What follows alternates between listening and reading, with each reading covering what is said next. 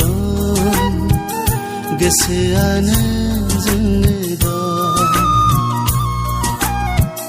गोजौआव दं गाहायाव दं सोलेरानो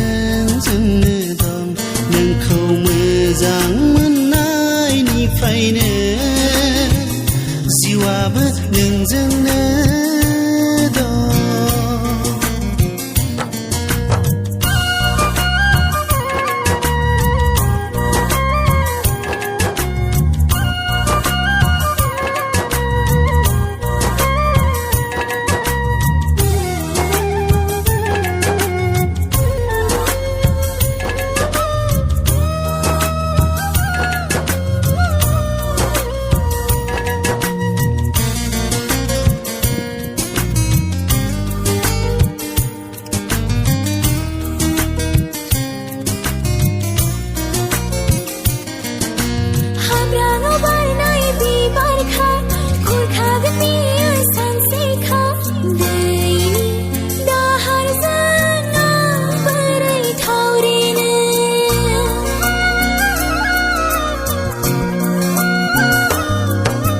बुखारबा बियो थाबथागोन आंनि बे गुवार बिखायाव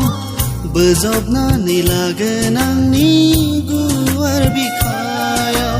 नङादि नोङो हारसिं आगानजों आगान सुरगोन साननाय दं गिखांनाय दं बिखायाव माइ सौनाय दं खोमसियाव दं सोराङाव दं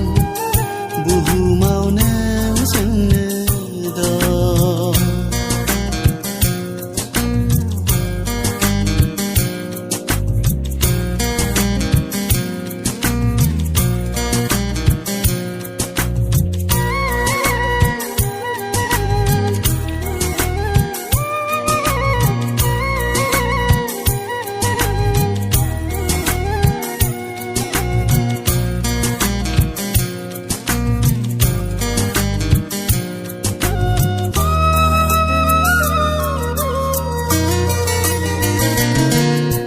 सिमाङाव थाबाय थानाङा